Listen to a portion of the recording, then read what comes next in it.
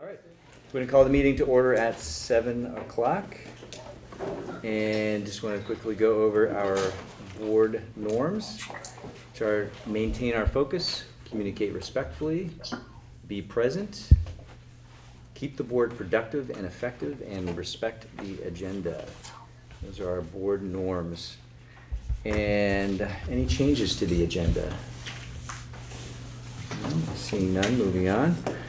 Correspondence. I don't believe we had any correspondence. Public comment. This is a new section for us on this. Several of us from this board went to a board roles and responsibilities training not too long ago, and we discussed open meeting law. One of the things we talked about at open meeting law is that folks need to have a specific time at which they can comment. And so what we're doing is we're now setting up a half-hour section specifically for public comment. And public comment is not a Q&A session. It's literally you, the public, commenting to us. And depending on, looks like we have quite a few folks. So for public comment, I am going to limit it to 1 minute per person. We will rotate through. We'll have Mike keeping track of who has already spoken until everybody has had an opportunity to speak. We won't go back to a person a second time. So that's what we're going to do, and we'll be doing this going forward. So public will have their time to shine. It will be after all of the same business has been heard that the board has heard and will be acting upon. So there will be no new information. You'll hear it. You'll have your public comment, and then we will also deliberate on it and take action. So that will give us a cleaner ability as the board to have a back and forth and decide and make some actions. Make sense? All right. Great. So, moving on to new business. First up is approve the minutes of July 11th, 2022. So moved. Do I have a second? I'll second. Thanks, Lindsay. Al, I'd just like to make one correction in the minutes, Sure. just in the spelling of my name, since it's been spelled about 3 or 4 different times. So it's E-D-I-N-S-O-N. E-D, okay, I-N-S-O-n. I noticed one Apologies. thing too. They have Drew listed as at-large, and I believe Drew's Jamaica rep. Yeah. You gotta do a Great. handout from the board member. Go ahead, Crystal. In the minutes, they have me listed under public. I don't know if that's where I should be since I participated. No, I think I was there in person, but I'm not. Doesn't matter, she should be a board member anyway. What's that? She shouldn't be listed as. No, she's saying whether she was here or on Zoom. I think that's what you're saying, right, Crystal? Whether you were here or Yeah, on I Zoom? think I was there in person. Sarah but- Webb is Brookline. Okay, so you were here in person? Doesn't matter. Yes. All right. All right, so Crystal's here in person. We've corrected Les's name. Drew is representing Jamaica, And Sarah Webb is the Brookline rep. and Sarah is And Leanne the- should be Brookline. I wasn't here. Brookline. Oh, you weren't here. Okay, wow. Okay, so I approve over the corrections, Thank the you. typos. And a second? All right. Non-board member hand up, I think, or Sarah. That's Sarah's Sarah's the the board board member. Sorry, my bad. Yep.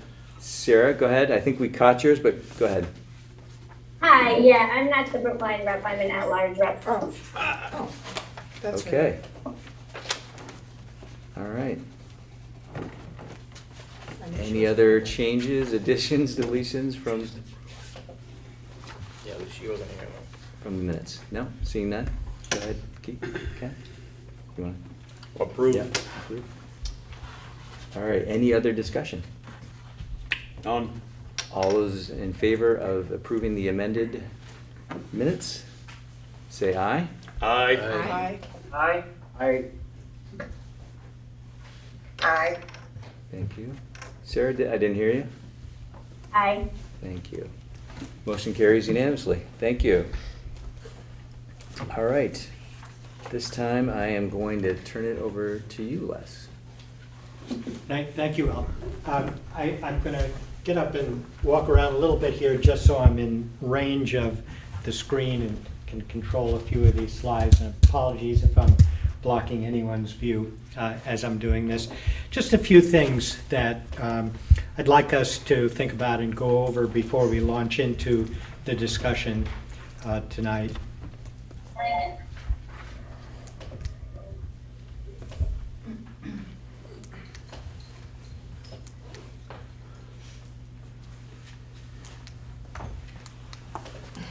Oh, there we go.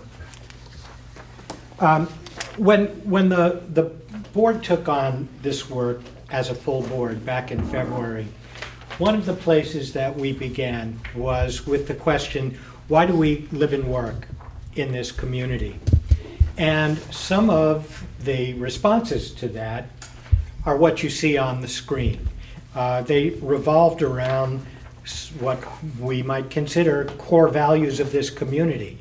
And they revolve around the sense of community, the way that folks in the community look out for one another, the caring that people exhibit for each other, the value that many people place on the natural environment, on the beauty of the region, and on the fact that there's an ethic of taking initiative to get things done.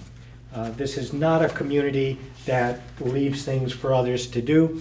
This is a community where people step forward and they're part of the work in order to get them done. Now, I mention that because I want us to acknowledge that fully before we go too far tonight. The folks on this board are, in fact, the folks who have stepped up to take on the responsibility of this work, knowing that they're stepping into some issues that divide the community, where there's some very strong feelings, but they are willing to take that on and make decisions that are going to be in the best interests of the community. That's an honorable thing to do, it's a courageous thing to do, and it's appreciated. There have also been a lot of folks who've been attending these meetings virtually, some in person, some through the surveys, the Padlets. They've gone to meetings, they've let their voices be heard, and those folks have contributed, brought a wider range of perspectives to the issues for the board to understand and to consider. What?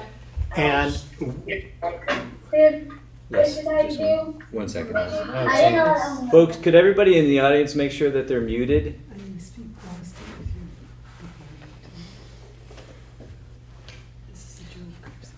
Sorry about that. So, folks on the board and folks in the community, we need to also acknowledge and appreciate everybody who's lent their voice to this process and who's contributed to it. It's enlarged the thinking that's going into the decisions that need to happen. At the same time, the folks that we often don't acknowledge are the school and district leadership, the teachers and school staff, but all the folks who have been working to provide guidance, support to the children and youth of this community, and have been doing that during the most difficult 2.5 years that any of us have ever experienced in education. These folks also will be deeply impacted by the decisions that you all reach, and it's important that we're mindful of their contribution, of their dedication to their work as well. And then finally, there are a core of volunteers who've taken on themselves the role of bringing the community into this process, hosting community meetings, setting up online forums, building out the Padlet, sending out surveys, producing and sending out newsletters. And while none of that work reaches everybody all of the time, it's certainly reaching more people than would ordinarily be directly communicated with. So thank you to all those folks who've contributed as well. I mention this in part because as we go through the discussion this evening, I'd like the board to consider 2 additional norms, which I've written up on the whiteboard here. These come via the Northeast Foundation for Children, who bring us responsive classroom and do a lot of leadership training. And one of their messages to us is that we should always balance advocacy and inquiry. That everybody should say their piece, state their opinions, don't go away sad and unhappy and quiet, but let folks know how you feel, but do that with an open mind. Understand that others have a different way of viewing similar issues, and ask yourself the question, why would somebody see this differently from me? And the second, which is very much related, is that we presume positive intentions. What do other people see that you may not see? Let's keep a true sense of inquiry, an open-mindedness, and respect for one another's opinions, and not call their motives into question, but deal with the issues that are being presented. So, does anyone have any questions about either of those norms? I'm going to direct this specifically to the board right now. That's how it works, I guess. Well, it's how it's going to work tonight. I think, as Al explained, we're going to have a dedicated time in the agenda for I read community your agenda, response. sir. I've read the letter, okay? I'm not ignorant. Oh, no, I didn't mean to imply that. Excuse me if you interpret it in that way. I think you're going to have to move this along for me, Bob. Thank you. And if we could even go right to the next slide.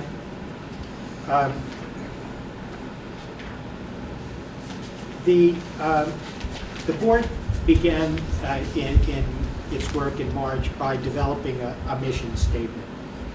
And in this mission statement, the board drew on work that had been done previously, matter of fact, quite thoroughly over the last 5 years or so, and came up with its mission as designing a sustainable structure that provides all students with an equitable, high-quality educational experience, is fiscally responsible, and preserves core values. The board has tried to actively engage the community to honor its commitment to engaging all stakeholders, and has done that by conducting meetings in a very transparent way with a great deal of community engagement and involvement, and in reaching out to folks through community meetings, through the surveys and Padlet that I had mentioned earlier, and soliciting both input and feedback to inform its decision. And that process continues. Bob, can we? Sorry, there was a request to speak up a little bit, I think. We're close to that. Okay. So among the things that the board has done is to begin with this definition of the mission, to spend some time doing some work to envision the future and future possibilities, to engage the community in that process School staffs also went through the same process that the board did, and community members did as well in 2 community meetings that were held back in the spring.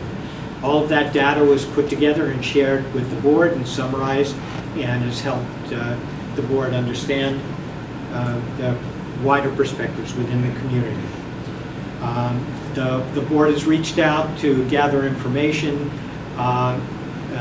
some of which was previously archived in the reports that the Long-Term Planning Committee had assembled, but to gain a sense of enrollment trends and projections, to understand the financial data and implications of various models, the educational programming that's in place in the schools and what options that might present under different models, the status of the facilities within the district, and some of the legal interpretations of the statutes that govern the organization of the WRED. The board has been soliciting community input and feedback, weighing these options, and is now at a stage where it is the board's responsibility to prepare some recommendations. And because that is now the responsibility of the board is going to need more of an opportunity and more time for that discussion than in some previous sessions. And that, in fact, is the thinking behind the way the agenda has been restructured for tonight. Bob, move us one more, please.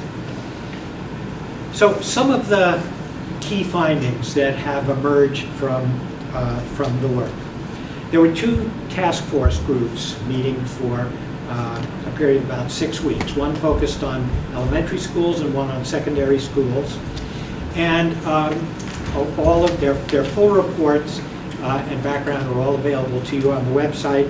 Some of the key findings that I want to mention tonight is that Leland and Gray is comparable to or exceeds both the Vermont state average and the public high schools in performance indicators in almost all areas that are reported, with the exception of investment priorities.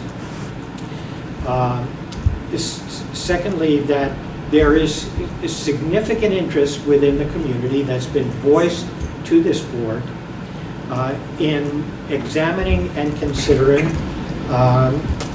tuition vouchers for students in grades 9 through 12. The financial report that the board has received about the savings associated with tuition vouchers is that in total, a move to close the high school and offer tuition at the rate that the State Agency of Education establishes would save the district a total of $4,389.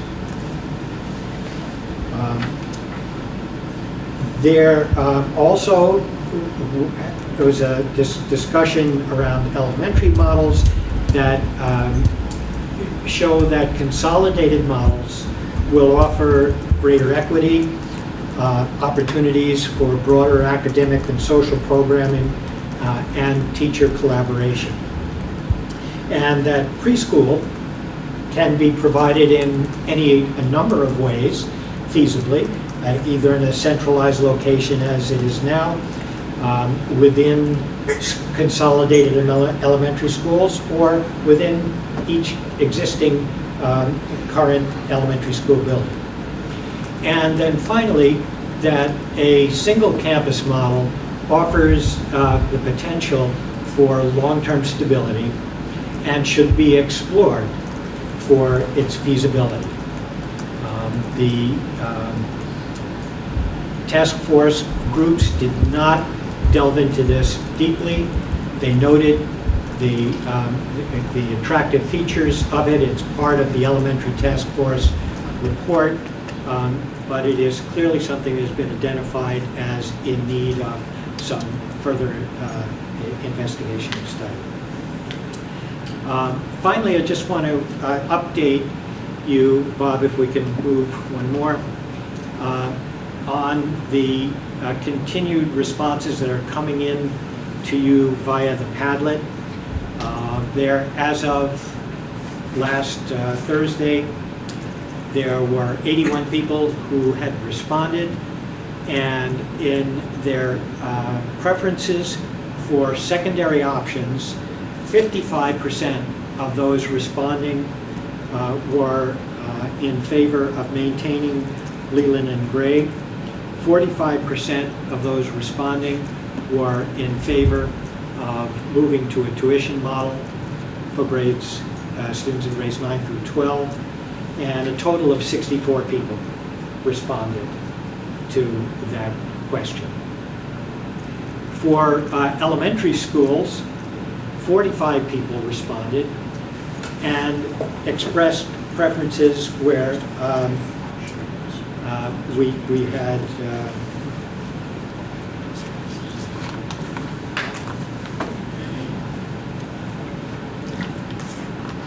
the majority of folks, 64% of folks, preferred a model with 2 K through 5 elementary schools. 29% wanted to maintain 3 elementary schools, and 7% thought 2 elementary schools that were grade banded in K2 through 5 would be the preference. And again, that's with 45 people responding to that question. And then finally, in regard to preschool, with 25 people responding, the preference was for preschool in every town, 13 people.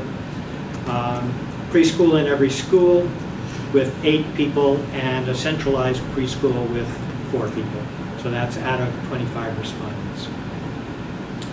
So that Padlet will remain open. There's an opportunity for people to add sort of additional preferences and comments in that, and for each of our subsequent meetings, we'll update that for you as we reach that point. So that brings us to what are the key questions that need to be considered from here. The first one, and perhaps the one that's going to drive most of the subsequent decisions, is should the West River Education District continue to maintain schools that serve students in grades pre-K through 12?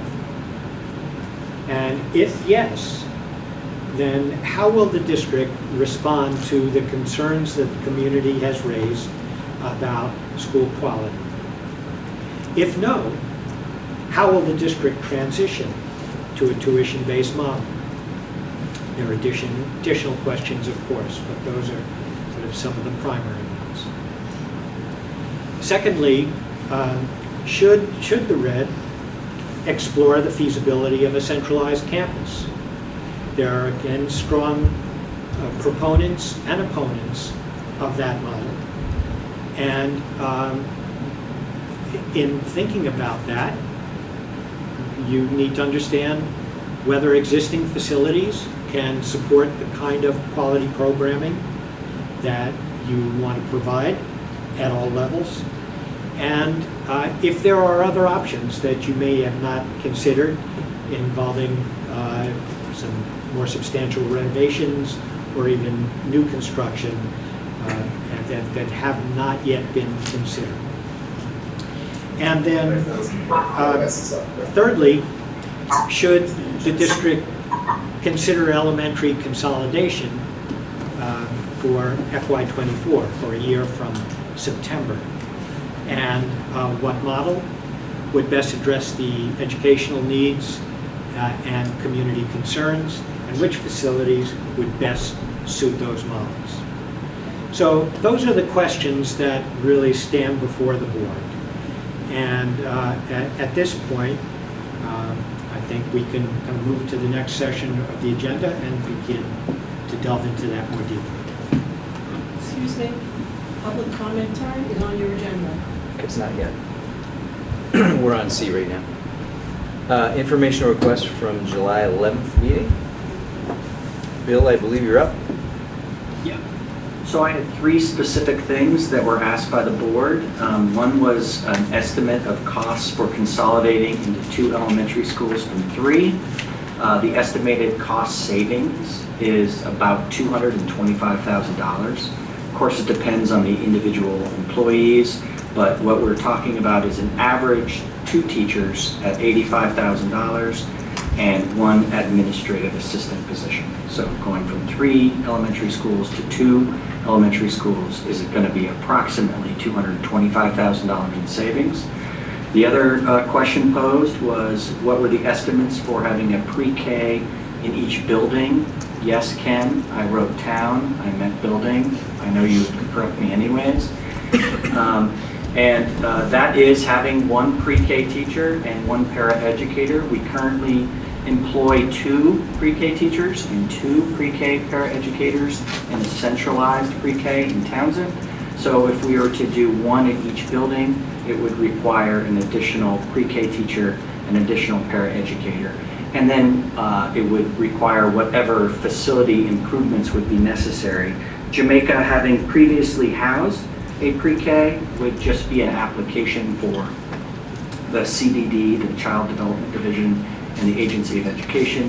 Newbrook, it would be a new instance of hosting a pre-K program, so it would be a little bit more involved, a little bit more cost. But in general, it's $140,000 to run a pre-K program in each individual building. And then finally, the question about school reconfiguration, school closings, and withdrawal from the WRED, just to kind of make it clear, is it is within the board's purview to reorganize grade levels of operations pre-K through 12. And then if you have school closings, that is covered already in the Articles of Agreement. That takes a vote of the town. And then a withdrawal from the WRED, which we have experienced already through process with Jamaica 4 years ago, I believe. Someone can correct me if I'm incorrect. I believe it was 2018. That allows any town that is a member of the Union School District to have an individual town vote. If that town vote is positive to want to withdraw, then all other towns have a vote on the exact same day deciding if they're going to allow that town to exit the Union School District, and that must be unanimous. So it's not a commingled vote. All of the other individual towns must vote to approve that withdrawal.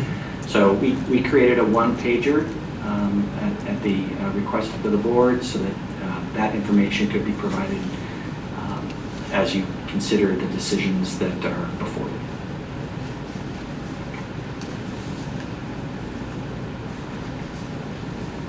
Thanks, Bill. You bet. All right, moving on to secondary outcomes and school performance. Bear with me a second here.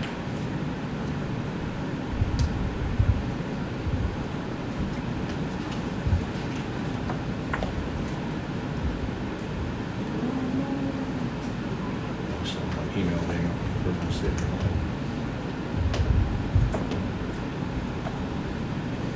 Close lessons down. So that was it for that one, right? I can shut that out. You're done with that presentation? Yes.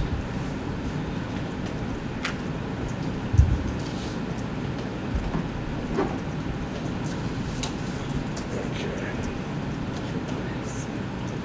So, 1 second. No signal. oh, sorry. Just plug that back in.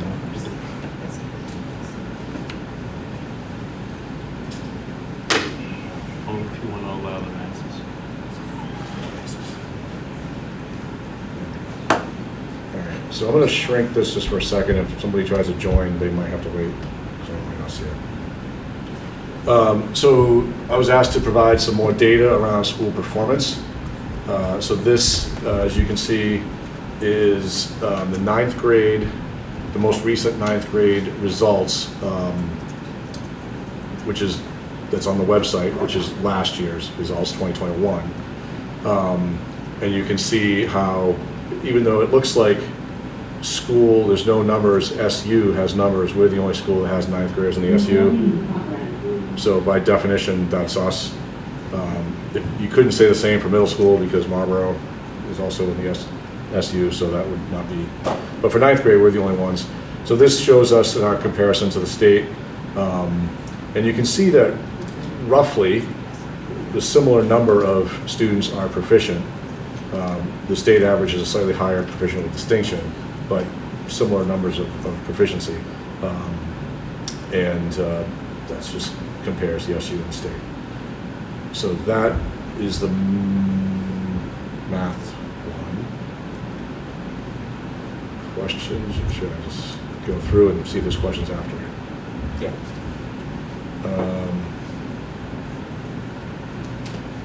This is the ELA, English Language Arts. Again, this one, same thing, shows us as the SU. This one's a little bit different. It is definitely a little bit higher, more of a proficient percentage, including the proficient with distinction. So you can see that the ELA is more of a struggle point for us. And you can see that, although one thing I would point out is that there's a smaller percentage of kids who are substantially below and are what we would call a 2, is this dark blue color here, a much bigger 2 category than what the state has, which means those are people that are closer to moving up. So like when I look at data like this, I think there's a potential to move those people up. So that's the good side to that number. But yeah, we are definitely below the state as far as the percentage of people who are proficient in ELA in ninth grade. The other thing is just to point out when we're talking about high school, ninth grade is the only grade that's assessed by the state in SBACs. So there is no data on 10th, 11th, and 12th with regards to SBAC data. Just ninth grade, then there's no more assessments. The state level after that, in ELA and math. There is in science and PE, although science in 2021, I don't think happened. PE definitely didn't happen. PE didn't happen this year either. Science came back this year, but they had some shifts because of COVID. So that's sort of the SBAC data, most recent, that's up there for our school. This is another piece of information from the state website, which shows you student-teacher ratios and teacher-to-admin ratios, as well as state or average teacher salaries. So, and again, the school and the SU is, in this case, different because this is not looking at specific grades. This is, you see the school, that's just Leland and Gray versus the SU. So you can see we're very close to the average SU as far as average teacher salary, which is still below the state average. Nobody in the SU or our school has emergency licensed teachers. And again, this is for school year 21, which is last school year. The student to administrator ratio, you can see there are more students per administrator in our building than in the state or in our SU. And the reverse of that is that the student-teacher ratio is lower than in the state, although closer to the SU, but lower than the state average. And the teacher to administrator ratio, again, would be similar to the one above, two above it, that number is much higher, more teachers per administrator. So that's sort of the fiscal information that we use to determine. You can see some recent numbers and how it's changed over the years. I think Bill had shared this on his one-pager, but this was the graduation rates. So there's 2 ways that they do graduation rates in Vermont. They do a 4-year rate, which is the cohort that what percent of the cohort that begins 9th grade graduates in 4 years. They take out kids who transfer out to other schools for obvious reasons, but any student who doesn't graduate within that 4 years is part of this number, or does graduation, I should say. Then they also measure a 6-year graduation rate, which is how many of those students that started in 9th grade with that cohort graduate 6 years later. They used to use a 5-year rate, but they use a 6-year rate now. And so this number, you can see, like, you can wonder, well, how can you can't tell 2021 class how many did it in 6 years, because that would be till next year again, so that seems weird. That's because that 2021 6-year rate is actually tied to the 2019 class. So just to show you, the 2019 class has 77.1% rate, and then in 2 years prior, that number went up to 78.5%. So I did have a conversation with the folks at the AOE about this data, because I mean, it seems low to me. And based on anecdotally with the numbers of kids we have in our classes, that's concerning. So I asked them a little bit about how that data is collected and what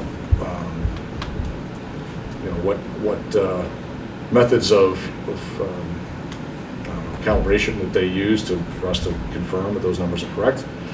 And I asked that question because when I was a principal at a previous district, 10 years ago or so, we would get annually a list after graduation of the kids in the fall, or maybe it was in the fall from the previous year, of the kids that started with that cohort's class and what happened to each kid. So it would list transferred, graduated, did not graduate. And then we would have the opportunity to review the data and say, oh no, this kid did transfer, this kid did graduate, and be able to make corrections. They were often mostly right, of course, but we had that correction. So I asked them why they don't do that anymore, or if they still do that anymore, because I haven't seen it since I've been here, and they said they stopped doing that a few years ago. So, at any rate, so I'm not saying this is wrong. I'm just saying I can't confirm that's right. I would love to get more into that, but I do think that those rates should be significantly higher. And I mean, for a school our size, they should be over 90. So if you get to the point where you're answering some of his questions about what improvements should there be made if the school would remain open, that would be one of them, how to make sure that graduation rate gets up. And we talked about this a couple of years ago with the idea of the Vermont Adult Learning Program, doing it here, and those sorts of things, and bringing that back. And we didn't end up doing that, but ideas like that could help. Oh, I'm sorry. One of the things that came out at one point in one of the meetings was that Leland Gray was rated as 0% of the students were college or career ready. And so I was curious about that. So I went to their website to find out more about that. They use a variety of indicators to show readiness. So I don't want to bore you with all the details of this, but just to give you a basic idea, ACT is a college acceptance exam. They measure the percent of kids who take the ACT who receive a composite score of 21 or higher. So you have to have kids that take it, and then how many of those kids got 21 or higher. AP, what percent of the kids that took AP tests received a 3, 4, or 5, which are the scores that typically would give you credit at college. There's an ASVAB career exploration assessment that students take. A score of 31 or higher will deem them college or career ready. They take the number of kids who are doing college courses, and they do a percentage of those students that have completed a college course, and that could be an in-house dual enrollment or an external dual enrollment, or even early college, the percent of those students that receive a C or higher. They look for anybody who's been given an industry recognized credential, which is unusual for students unless they're at a career center.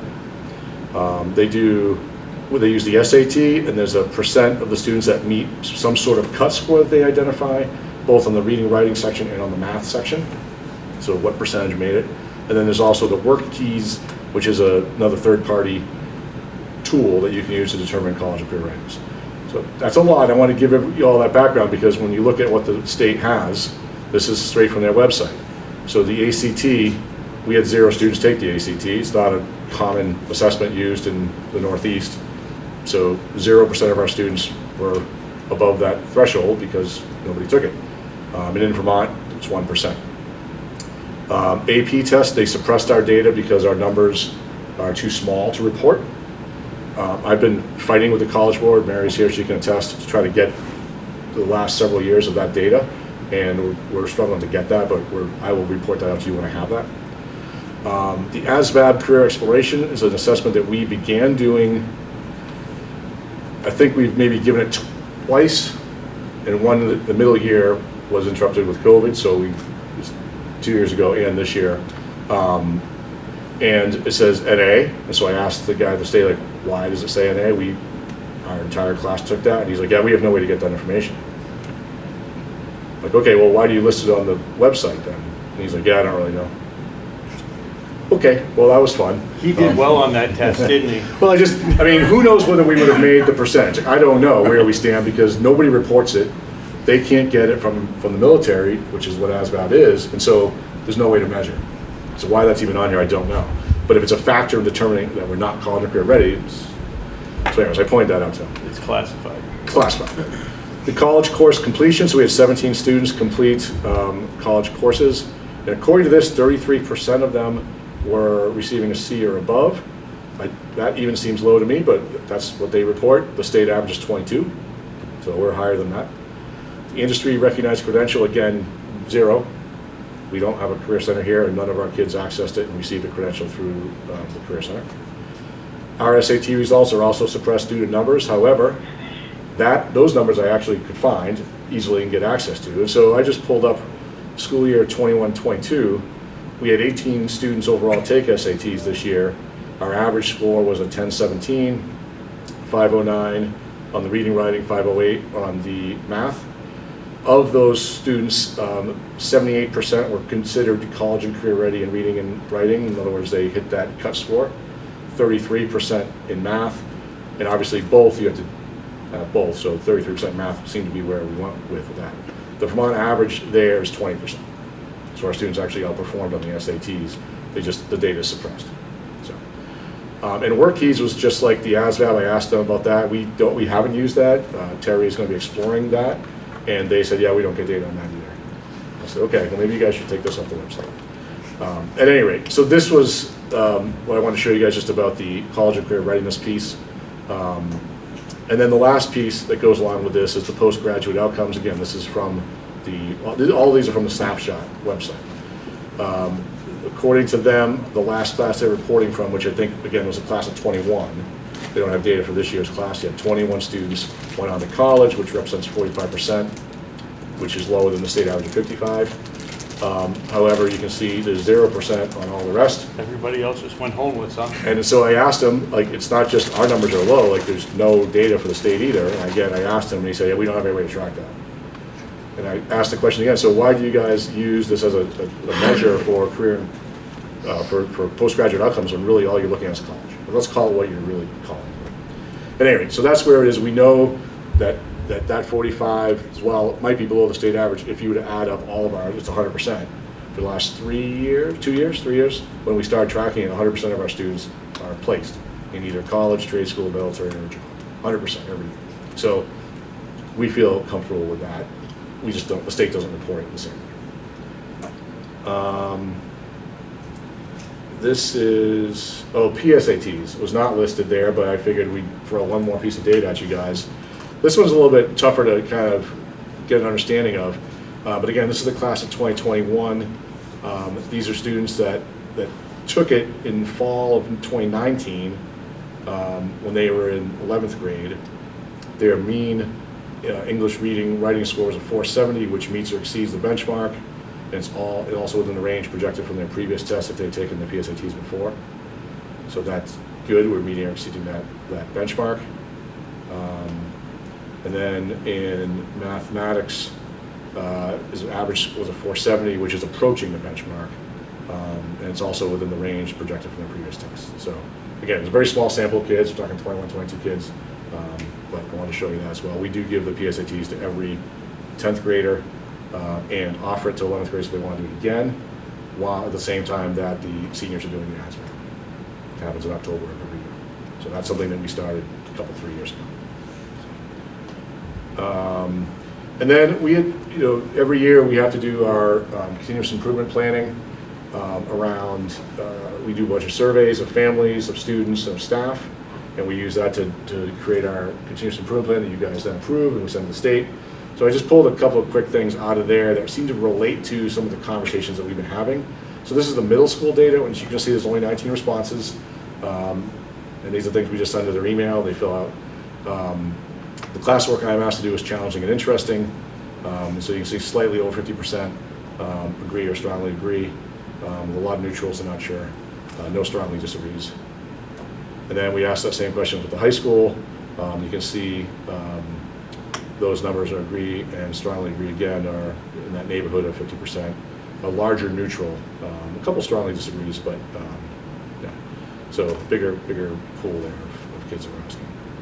So these are some of the questions that we asked. And this one gets to a little bit more of the scope of offerings. The options open to me, courses, independent studies, work-based learning, internships, dual enrollment, et cetera, allow me to personalize my own education. Strongly agree and agree, again, right around 50%. Bunch of neutral, I'm not sure how you can be neutral on that, but that's what they said. And a very small number of disagree and strongly disagree. So I wanted the board to see that data as well.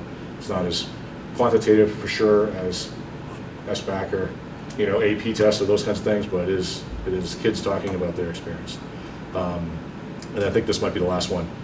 We asked whether they feel they are a contributing member of their school community, and you can see strongly agree and agree are over 55-ish, 57%, with a bunch of neutrals, and again a small number of disagrees and strongly disagrees, which is always something we want to improve. Teachers have high expectations for me, so strongly agree and agree over 50%, and a bunch of neutral, no disagrees or strongly disagrees.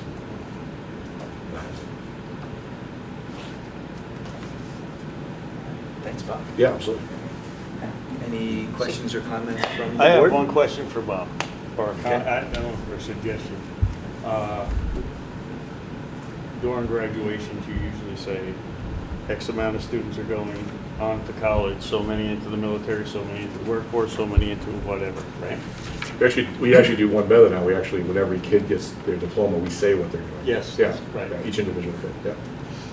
Write that down, keep it in a file, then you Yeah, have the we'll data. be able to track that eventually, yeah. Right. I mean, we had the last couple, 3 years of that. Because you we do a great started- job of it. that's We what- started doing that in the class of 20, I think, the original COVID graduation. We started doing that, and then we've been doing it the last 2 years, so we can definitely get that data for the last 3 years for sure. Thank you. Yep, absolutely. Any other questions, comments from the board? Did I get what everyone wanted? Was there more that you wanted? I'm sorry, I apologize, I couldn't get the AP, but I could fight all I could fight. I'll get it eventually, but. Everybody happy? Yeah, you do have a hand up here as well. All right, well, we'll get to that when Okay. we get to public comment. All right, board's all set? Very good. All right, so we will now move into our public comment time frame.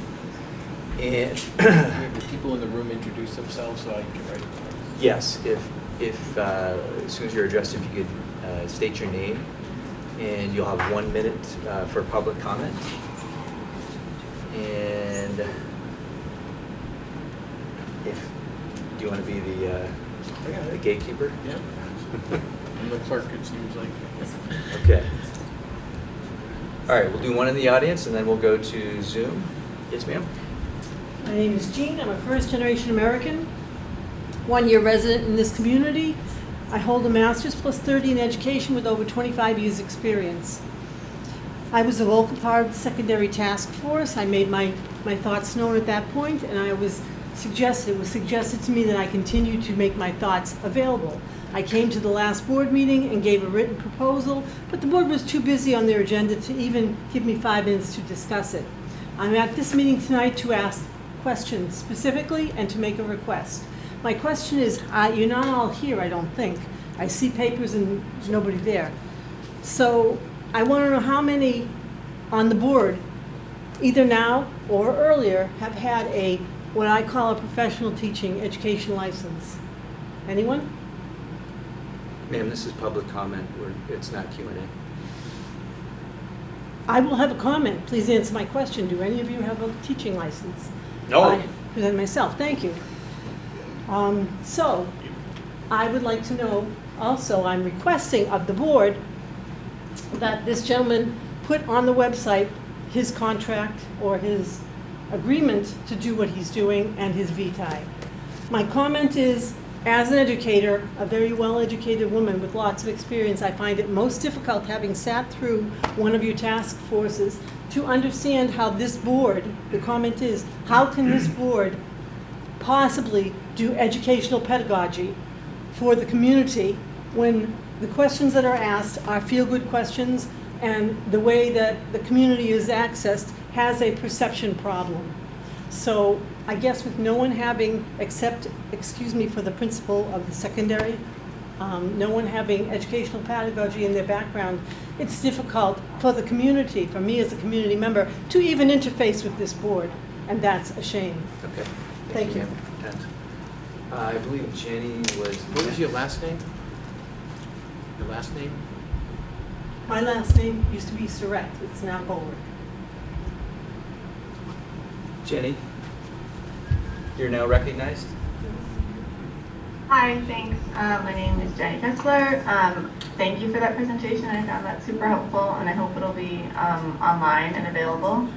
I just had a quick question about, can you just remind me roughly how many students are in each grade at Leland and Gray in the high school?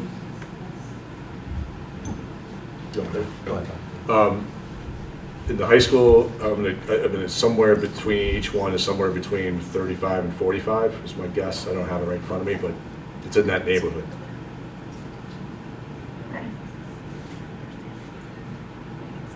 Thanks. Yep. Thanks, Jenny. Richard. Hi, thank you.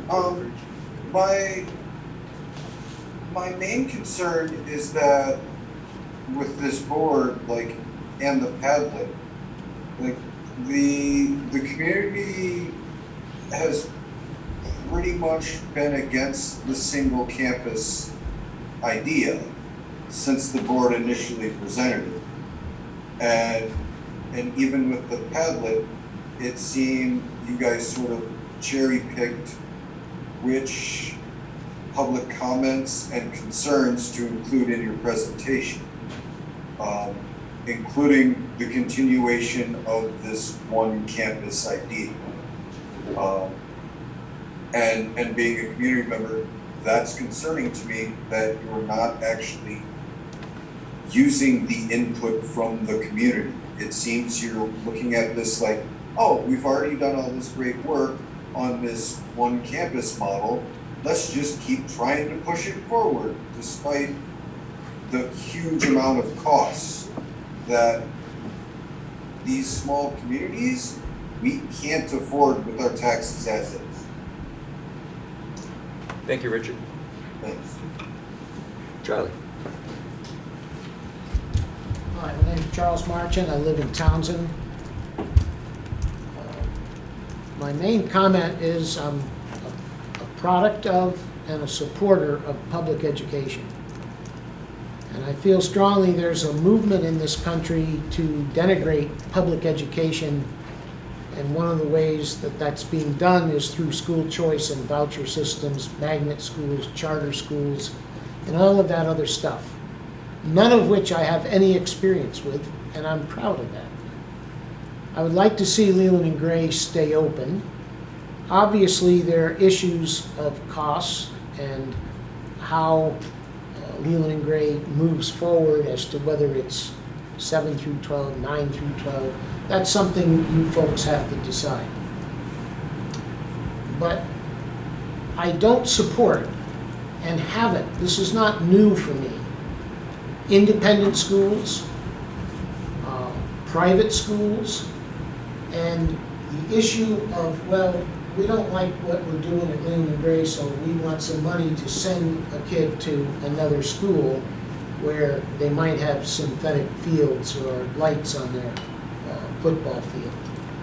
And I've run into that. I've been the principal of this school, the vice principal of this school. This is not a particularly new issue. It's just become more important now because of declining enrollment, which is not new for Leland and Gray, and it's not new for schools the size of Leland and Gray. I think it might be a good idea if Leland and Gray hopefully is in contact with other schools having the same problem, like Arlington. We've already seen Black River close, Whitcomb, Whitingham, but there are plenty of other schools in the Leland and Gray size package that they could communicate with to see how they're doing, because it's got to be a statewide issue. Thanks, Charlie. Tammy. Since I have a minute, Tammy Clausen, Townsend resident. I've worked as a teacher and a coach at Leland and Gray for the past 32 years. I've seen many transitions, changes, and transformations. I could have gone anywhere with my family to work and to send them to school, but I've stayed here for a reason. Leland and Gray is a special place that promotes excellence, it fosters community, and it respects individuality. We might not be perfect, but we're perfectly willing and capable to improve on and continue to transform our school programs. I'm so happy to see that tonight this board is going to be addressing the future of the schooling we provide every student in the West River Valley, regardless of socioeconomic status, cognitive strengths and abilities. I'm confident that based on your research that you have seen, that providing an equitable education for all, pre-K through 12, is what is best for all students in this valley. Thank you.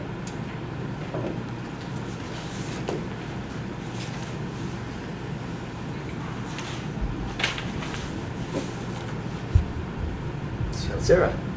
Go ahead, Sarah. Thank you. I think that so far the conversation surrounding long-term planning has really focused on this dichotomy of keeping Leland and Gray open or closing it, and it's causing this huge divide in our community. And I think it's time that we think about some creative solutions so that Leland and Gray can stay open for the families we are hearing from whose children are thriving there, while also expanding choice for families like mine whose children's needs can't be met there. We are part of a growing group of people who are verbalizing the fact that Leland and Gray won't meet our kids' needs. We wrote a proposal for the board that talked about expanding choice and expanding through vouchers. In 4 days, in a very grassroots, unofficial way, that letter gained 50 signatures. It was sent to the board, and 24 hours later, we had 20 more signatures. We have to recognize that Leland and Gray can't meet all of our needs, and families are suffering. Thanks, Sarah.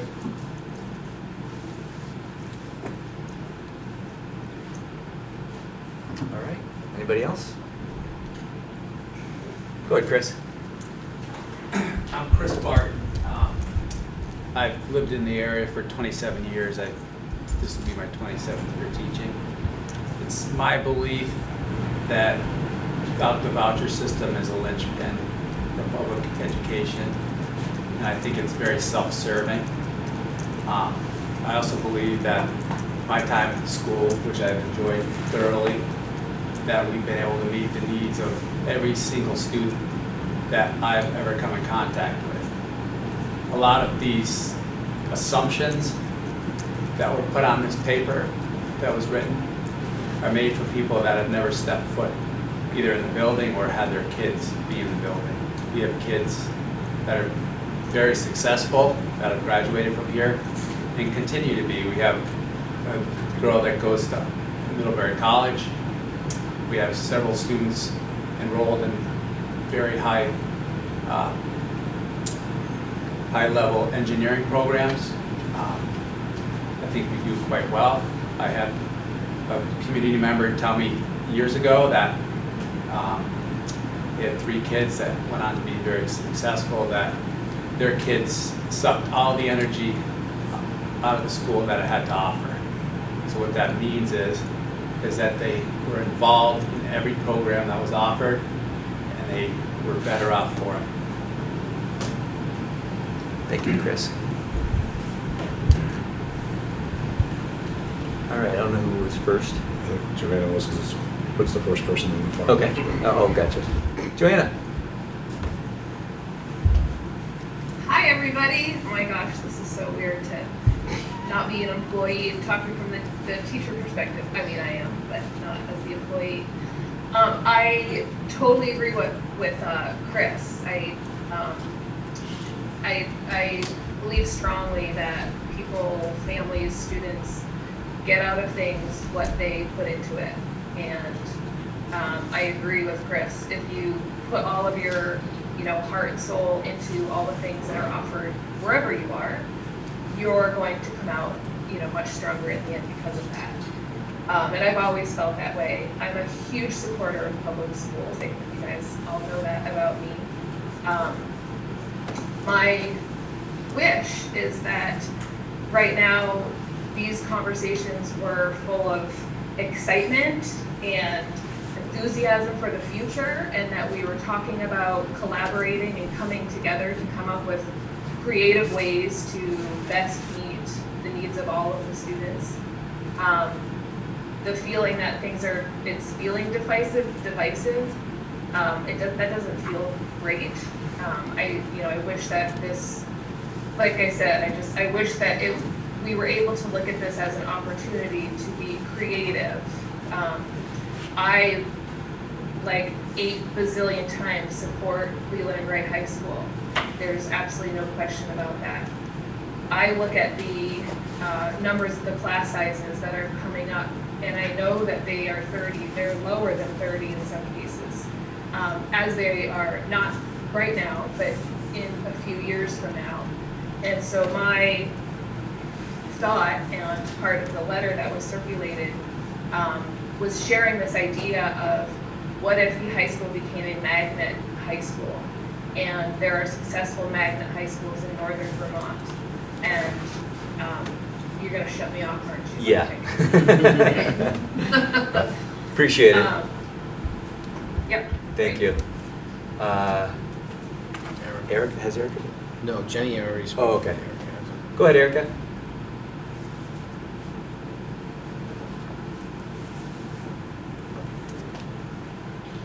You're muted if you're speaking. So sorry. Johanna, thank you so much for what you had said. I really appreciate the idea of finding solution that doesn't create divisiveness, and also what Sarah had said. I am a support of finding some way for a voucher system, and also think that could possibly make Leland Gray even better in this spirit of competition. I did have a child that graduated from Leland and Gray. I also did teach at Leland and Gray. And went through a whole licensure program for the state of Vermont many years ago, no longer working in teaching. However, I have seen it from the inside out. And I think that one thing I'd like the board to do more of is take into account the very large amount of students in the community that are not going to Leland and Gray, because they are still part of the district, and figure out ways in which to better incorporate them, help those families, and also find ways to assist all students in choice, wherever they work, whatever would work best for them. Thank you. Thank you. Do you have these people identify who they are and what town they're from? I can't see the... Oh, you can't see the names? I can't see it. And even with my glasses, I couldn't see that far anyways. Got it. They should Gotcha. announce who they are and what town they live in. Okay, great. Erica, what town are you from? Jamaica. Thank you. And Johanna from Newfane. Good point. And before we go to Jenny, is there anybody who has not had an opportunity to speak that would like to? I'm sorry, I didn't see. Were you by there? I'm hiding back here. Sorry. I'm Terry Davison-Berger. I'm a Townsend resident. I'm a parent of a Townsend elementary student and an employee here. I just wanted to say I am actually a Burn-Burton graduate. I know that makes me a little bit of a traitor, but I just want to say that when my husband and I moved back to southern Vermont, we were figuring out where we wanted to live. We easily could have gone over the mountain. I have friends there, I have family there, and we chose to move here so that we could raise our kids specifically in this community and send them to Leland and Gray. I wanted my kids to have a small, personal high school experience, and that is what I know they will get. And then in the end, I ended up working here, which was not part of the original plan. But I want to also be a voice to the families that are not attending these meetings and are not answering your Padlets. I looked, there's one person with 25,000 and less income and 18 people over 100,000. So when I think of my students and their families, they are not attending these meetings. You are not hearing those voices.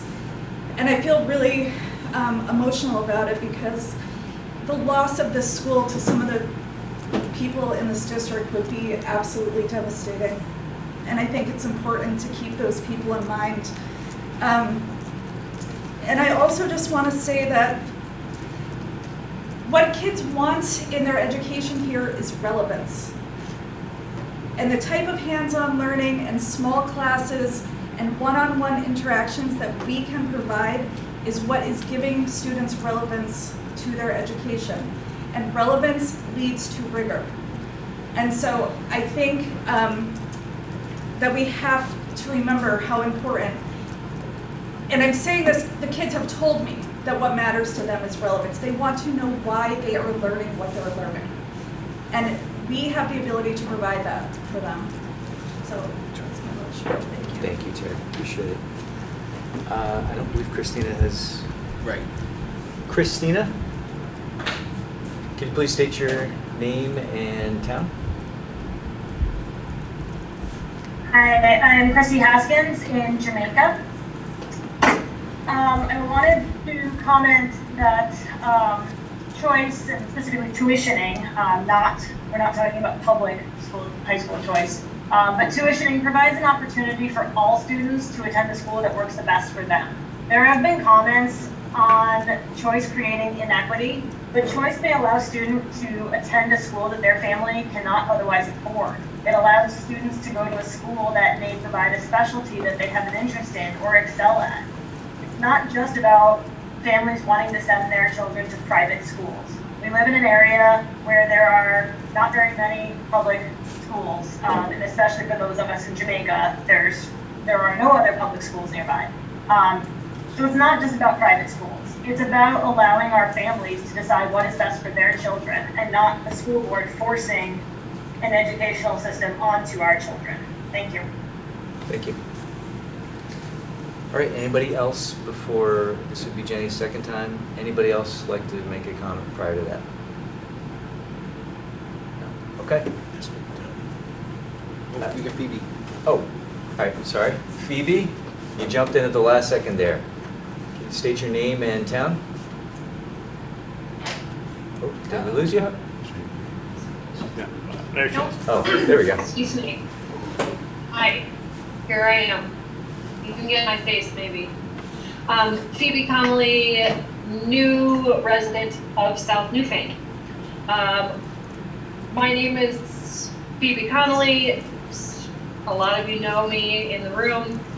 I have just returned from a 2-year stint of working in public education in New Mexico, where a significant amount of students, of families with higher levels of income, higher levels of motivation around education, higher levels of, I don't want to say it's straight up privilege because that's way too assumptive, but what has happened is it has created an already suffering system to crumble even more because of the removal of so much money and finances. So I am not a parent. I don't know what is best for the children of the parents in this district. Yet, I think it's important to continue to look at the data. Bob shared it's a very difficult time for data, and make sure that you look at what creating choice would do for the families whose voices are not present at the table. Thanks. Thanks, Phoebe. Hi, everyone. So great to be back. I know I'm over my time. I am so honored to be living in a community where people are having these passionate conversations about education again. So I just want to take a hot second to honor that because it doesn't happen everywhere. And I just appreciate everybody for being willing to have the conversation and be passionate about it. Sorry, thank you. That's right. Thanks, Phoebe. All right, we have about 7 minutes left. So anybody else before we go back to Jenny? No? All right, going to Jenny. And Jenny, what town are you from? Thank you. I'm from Townsend. My other question was just a tiny question, so it didn't count. My comment actually echoes like a lot of the recent comments, but two things. First of all, I just like every time I look at the Padlet, I feel super concerned, and when I'm at these meetings, like of where everyone else is and like what is the school district doing to reach them, and kind of connected to that, how maybe I missed this somewhere, but like ultimately, how is this decision going to be made? Is it like a public vote, or is it the board just deciding based on all these meetings? Because I don't know what the total like family population is, but I feel like the people in this meeting and the people responding to the Padlet are an extremely tiny fraction of it, and that makes me just like ridiculously concerned. And as a parent in the district, like I've received a little bit of communication about this, but not at all enough. Like as someone who tries to be involved with this, it's often kind of challenging to put in my calendar, and then I gotta find a link. And I just recently got a super helpful email from my school with like links to everything, and it made it so much easier. So I just like want to make sure the board is doing everything possible to reach those families. Like, does everyone even know that this conversation is happening, that the school may close? And then how is that decision going to be made ultimately? And I forget, there was one thing I was going to say, but I'm really out of time. So, thanks. Thanks, Jen. Appreciate it. Okay, yeah. All right. Seeing nobody else, go ahead, Christina. No. Hi, Chrissy Hopkins, Jamaica. I just wanted to add that I do hope that the board, I know there's talk about, you're going to be discussing tonight, looking at the one campus, or doing a potential feasibility study on one campus model, and I just want to request that as soon as there are any sort of costs available, because there's been discussion of that requiring a new building, that information is out there and transparent to the public, because that is going to be a very high cost. $50 million was thrown around in the past, and that's something our community cannot afford. Thank you. Thank you. Go ahead, Travis. Thank you. Travis Shine from Newfane, Vermont. I just want to piggyback, I guess, on what Chrissy said, as well as a little bit of what Johanna had mentioned earlier, you know, about the feasibility studies and cost comparisons to whether, I just feel like it's not a black and white scenario, Leland and Gray open or Leland and Gray closed. And obviously the cost of a single campus would be substantial, so that's going to skew the numbers dramatically. So as those feasibility studies are done, that's important. But most importantly, obviously, as a parent of children of elementary school age, is making sure that we have the best opportunities available to our kids, because you only get one chance to raise your children. And Chris Barton touched on a great point where obviously engagement is key, but obviously so are choices and so are options and availability in an area that's fairly limited. So that's all I have to say. Thank you very much. Thanks, Travis.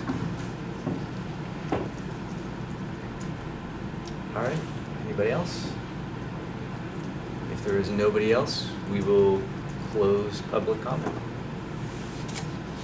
I have a question. Sorry, we just closed it. No. Can you state your name and your town, Kathy? I'm Kathy Martin. I live in Grafton. I work at Leland and Gray. Can you hear me? Yep, loud and clear.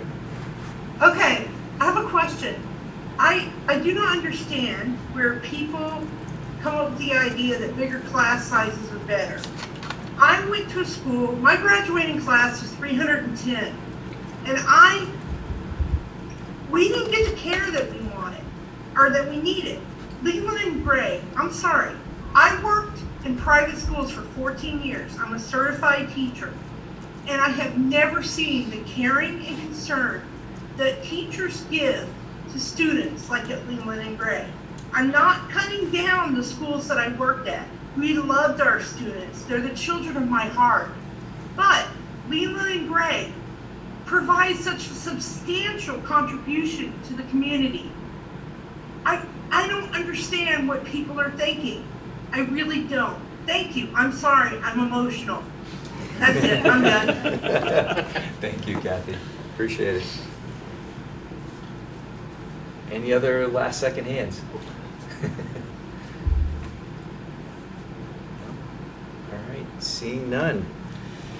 All right, we've now closed public comment. We are going to move on to board discussion. We've heard a lot tonight. Thank you, Les. Thank you, Bill. Thank you, Bob. Thank you, folks out there in the public. Really appreciate all of the commentary. So the next thing on the agenda is, shall the West River Education District maintain one approved high school in which high school education is provided for its resident students?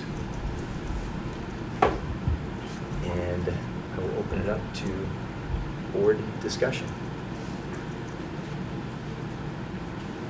Don't all speak at once. I guess I would like to ask a question. Please, go ahead. Regarding the concept of tuitioning or vouchers that's been brought up a couple times tonight, are we legally allowed to provide vouchers while also keeping our school open as a regular public high school? And then the other part of that is the funding of that. If we're providing, if these are vouchers, are we then losing that equalized pupil funding? And how does that work out? What are the consequences of that? Those are great questions. And would Who's you like got the those administration answers? to, Yes. if they don't already know, to find the answers to Yes, those? please. Did we capture that? Can you just restate it? I think there was two questions, right? So the first question is, are we, what are the legal ramifications of providing vouchers while also maintaining a open public high school? And then the other part would be, what are the funding implications to that?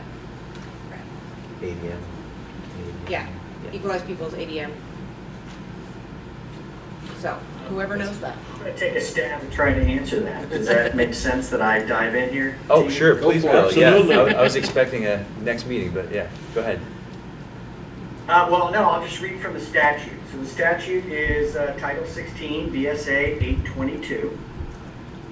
And a school district may both maintain a high school and furnish high school education by paying tuition, A, to a public school, as in the judgment of the school board may best serve the interest of the students, or B, to an approved independent school or an independent school meeting education quality standards if the school board judges that a student has unique educational needs that cannot be served within the district or at a nearby public school.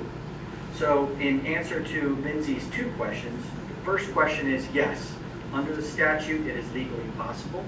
The second question is if West River Education District pays tuition, that student would still be a part of the ADM, but you would have the tuition, the minimum tuition would be the average tuition for either high school or middle school, which is around $18,000. That would be an outlay out. So you do maintain the ADM, but you would be paying an additional $18,000 per student that the board approved to attend.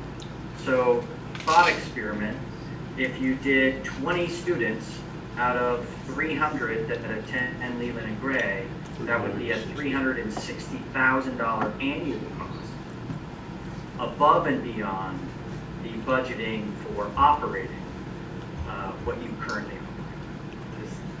Is that clear? Yes.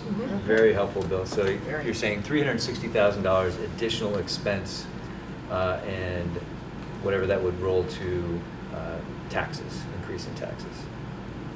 Correct, and that doesn't even get into the timing of when, because you guys budgeted in November. So when would you take requests? So all of that, those logistics would need to be looked at. But it is legally possible.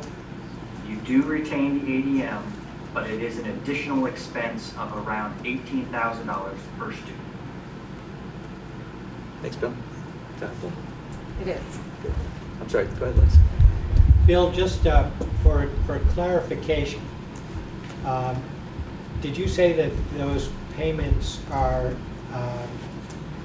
admissible if to another public high school, and they're admissible to independent or private schools if a student's needs cannot be Met by the met district. by That's what I heard. the It's a current great, school? great follow-up question. So a public school is subject to the Vermont law of public high school choice. So no money exchanges hands. So there's a process. Bob is really good at this, but in February, the board presents that they have so many slots that are available to come to a public school.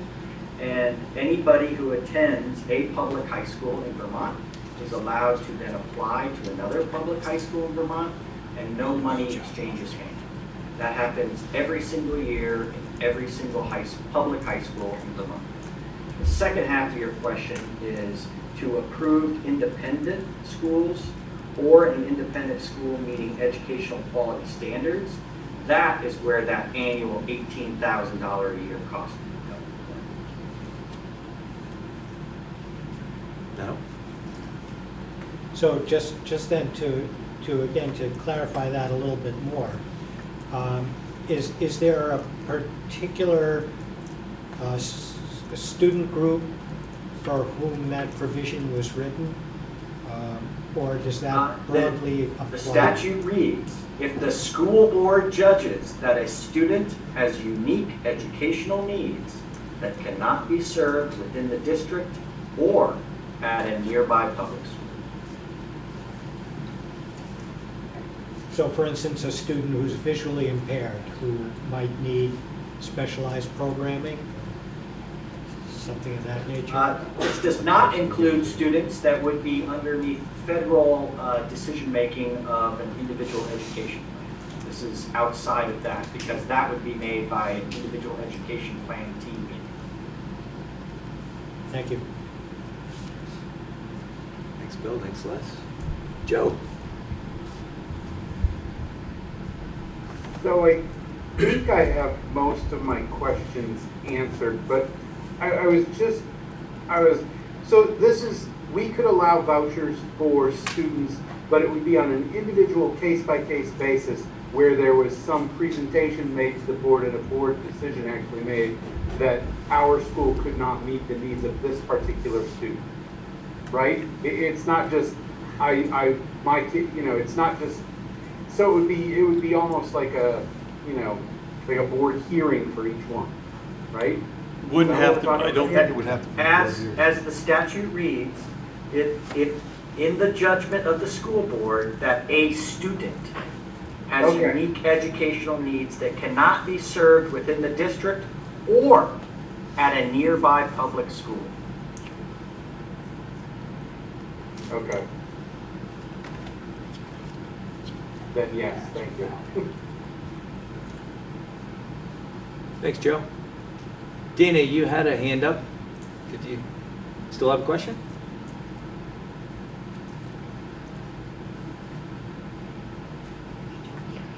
Can't hear you, Dana.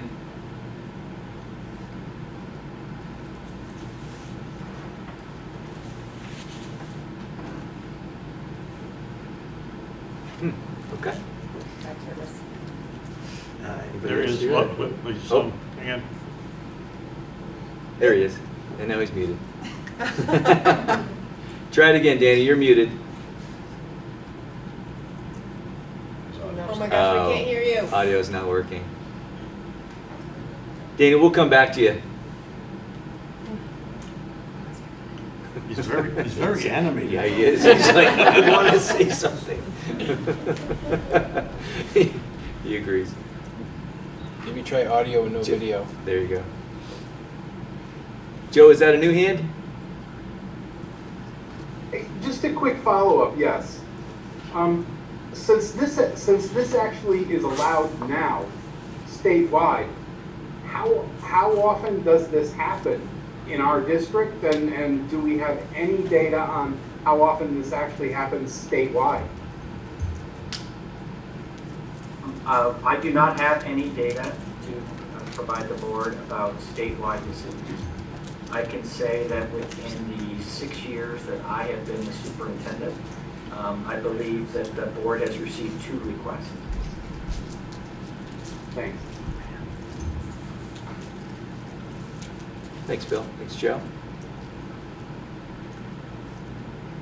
So few and far between. Yeah, very, sounds pretty rare. Good, Erica seems still up. Erica, we were past public comment. Apologize. If you have you can send something via email. Okay, not through the chat, I see. Correct. Yep. We do not have chat. Part of open Okay. meeting law. Anybody else on the board? Ken, you've been awful quiet, Ken. Come on. Do you really want it? Go ahead. Go ahead. Let's see. As far as I know about the voucher thing, you know, it's been going on. It's just few and far between. Like I just said, it's one of my grandchildren was actually a student that partook in the school at the time, which was a dozen years ago. Couldn't meet his special needs, and so we went to a different school that could do it. It has happened in the past. That kind of sounds like what Bill was talking about with But that. as far as we're talking about just the high school right now, my main concern is still the main concern of the building. How long will the building last? We went from 5 years to, well, maybe 10, maybe 15, maybe, you know. I think we didn't have a director of I'm all- operations. Go ahead, Mike. Didn't the director of operations just address that in our last meeting? Said that as long as we maintain it, we're good? That was your private meeting, wasn't it? No, that was- it? no. Oh, no, that's right, it was after that, that's right. So, with that, he addressed that, yeah, with upkeep, right? And the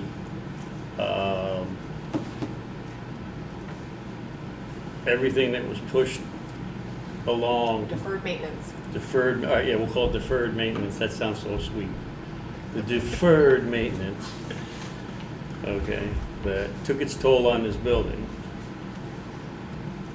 we now have to pay for it. Right? The bill always comes due. Yeah, the bill always Always comes. does. So, Yes. my question to that would be, so how much is this deferred maintenance actually really going to be over the lifespan of the building? How much is it, you know, because it's cost, every year we do our preliminary, oh yeah, we're gonna spend $300,000, $400,000 on deferred maintenance, and then for some reason, you always gotta throw another $100,000, $150,000 in there before we even get to the end of the budget. So how much are we going, you know, how long will this building be maintainable, and is it worth, you know, spending so much money to do it, or do we do a whole new building? Or do we do tents out there with heaters in them? I don't know. We can make it happen, log cabin building, I'm Kindle telling far you. past the yurts already. All good questions, Ken. Don't know. But I want to come back to this question that we want to discuss tonight and take action on is, do we want to maintain one approved high school in which high school education is provided for its resident students? Now, it says one approved high school. It doesn't say this, I think, but do we want to have one approved high school? So that's really the question that we have talked about for quite a while, and I think it would certainly put a lot of folks' minds at ease if we settle that question tonight. So, do I have, anybody have a, go ahead. Lindsay. I just would like to say that I'm really thankful for all of the people that have talked tonight. I would echo a lot of their sentiments that I really think that Leland and Gray is currently And, I mean, could they be better? Always, and we'll talk about that soon. But in this moment, are they currently meeting the needs of their students? And most importantly, are they meeting the needs of the students who are likely to get left behind if a school were to close? And I think the answer to both of those questions is yes. And I personally am not willing to leave anyone behind. So I would say that keeping Leland and Gray open is absolutely imperative to make sure that every student who lives here has the ability to not only get to school, but get to a school where somebody knows who they are and is looking out for who they are and cares about who they are and is willing to lift them up. Thanks, Lindsay. Well, can you turn this question that we have here into a motion? If the discussion seems to be, oh, well, I see Well, we can Joe's still got have a hand. discussion. All right, so We can still I have will motion make the and motion discussion. that we The should West River maintain one approved high school for our district.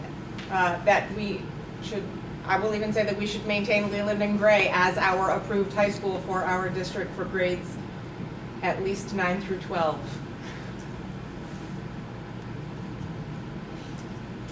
Do you want to say at least 9 through 12? That's the definition of high school. That's the definition of high school. So yes, so for high school, yes, that is the approved high school. So we won't consider it a middle school question at the moment. How about that? Do I have a second? I'll second that. Thanks, Mike.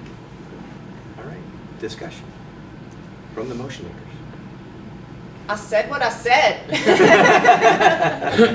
So my only caveat is that my concern is the fiscal end of it, and I'm in no way saying we need to give an open checkbook. I know we have capital needs and we have other needs, but I have fiscal concerns, but overall, I think that we're doing pretty good. The school's doing pretty good, and I think it should stay open. Thanks, Mike. Anybody else out in Zoom land? Go ahead, Joe. I just will clarify that that was not actually my hand up, Lindsay. That was applause. I was agreeing with you. I think that you make a very good point that, you know, we need to pay attention to all the students and leave no one behind. And some of the proposals that have been floated don't do that as well as what you've just asked us to do, and I support your motion. Thanks. Thanks, Joe. All right, any other discussion from the board? Seeing none, we'll put it to a vote, and this time around, I will go hand by hand. Thank you for your enthusiasm, Dana. We appreciate that. All right, so I will start with the folks out in Zoom. Joe, in favor? Or? Aye. Dana, how do you vote? That's right, you can't say audio. That's a muted yes, thumbs Audio up. issues. Let's see. Sarah, how do you vote? Aye. Crystal, how do you vote? Aye. Emily, how do you vote? Aye. Thank you. Anybody else out there? Seeing none. Ken? Aye. Mike? Aye. Aye. Aye. Lindsay? Aye for myself. The motion carries unanimously. Thank you, folks. For how long? No. Ken, you ruined the moment. All right, so the next part of this is pursue amendment to Articles of Agreement. And essentially what that means is, do we want to look into codifying this, right? Yes, we just had a vote as a board on that. Do we want to put something in the Articles of Agreement, or can we? And maybe perhaps Bill can speak to this, because I know he has checked in with our attorney. So an initial conversation with our attorney, Chris Leopold from McNeil and Lair up in Burlington. And it's a unique request. And so he's going to do some diving in to find out what are the ramifications, what are the possibilities, what are the legal availability. So what I know now is that our attorney is investigating this possibility. Probably won't be able to report back to you until October with some real concrete pathways, maybe in September, but I will keep the board apprised. The request has been made to our attorney. So I would suggest that the board really, the only decision I guess you have for the board tonight is to tell the attorney to stop or to let that process continue. Okay, thanks, Bill. Any thoughts, folks, on continuing that process? I'd love an answer. I agree. I'd like to at least know. Yeah, I think the great thing about it too, yes, we've made a decision tonight, but boards can change, right? We're here for a finite period of time, but if you put in the Articles of Agreement, it is that much more difficult for anything to be changed. So, yeah, I'm with you, Lindsay. I'd love to see if it's possible for what we need to do. Great. Thanks, Bill. Appreciate it. Thanks, Joe. Okay. Joe's got a hand up. He's got a thumbs up. All right. Part B. If time allows, well, time has allowed, shall the West River Education District explore the feasibility of a one-campus model to serve its resident students? And a part of that is third-party feasibility study, and then just the question, is there any additional information that we need to actually vote on this? I am on this one, I can speak right out. I am 100% not in favor of opening and having a one town school model. Absolutely not. Okay. I feel it would never ever serve our children well. I don't buy this thing about, oh, we'll have better collaboration between the two teachers. Because if two teachers can't talk over Skype and Zoom and everything else, Lord knows they used the telephone for years and did just fine communicating within this district down from Newfane to Brookline to Jamaica and everywhere else, that they plan things together and make their curriculum choices over the phone and whatnot, and at staff meetings that they have, the ATM meetings up at the office that they have to have. They get together and do stuff, so there ain't no reason, that's not an excuse for, for even to put that in, that teachers would have better communication. I don't buy it. Never have, never will. Sorry if that, also along with that, it's, if you're, How do you really think? How do you feel about that? Are you holding back? No, yeah, I am holding back a little. Only because it's well, we won't get in it. Anyway, so. All right, so you're opposed. So Are you opposed to But for even there's numerous reasons, because it won't benefit our children, it won't benefit our families, it won't benefit the taxpayers. And what happens if we do see some student growth and we pack them all in these buildings and, these two buildings, and then all of a sudden we do have a little bit of growth, then we have to open up another school. And then how are we going to open up another school? And it's going to be in another town. So, All right. I don't know. Thanks, Ken. And just to remind everybody, this is about the feasibility of a one-campus model. So we're Can we talk about other models that would be more feasible? All right, Ken. Well, because we're saying if you have one choice and say this is the feasible model and this is what we have to say it's feasible, if you have nothing to compare it to, of course it's going to be feasible. Well, we don't know that. We'd have to explore that. Go ahead, Crystal. Yeah, I'm just looking for clarification. When we say a one-campus model, are we saying one school for K through 5 and the Leland and Gray building for 6 through 12? Well, I don't think that's fully defined, and that would probably be part of the feasibility, is how that would be structured. It would be one campus, though. You know, like think of Okay, a so- college where you have a campus with multiple buildings, potentially multiple buildings. Okay, Yeah. thank you. You bet. Oh, Leanne, sorry. Yeah, no problem. Maybe kind of a silly question, but I'm out of touch with prices and stuff. What would the cost of this, ballpark idea, anyone know of what a feasibility study like this might run us? Great question. Third-party feasibility. What do we think, Bill? So Bill will take a stab at this. I don't know, but I would think it's going to be somewhere between, 30,000 and 100,000. It could come in at 15,000. But I couldn't, if the board's wish is to explore, I would come back with ranges of costs before any commitments would be made. We would have to, if it's over 40,000, we have to do an official RFP process. So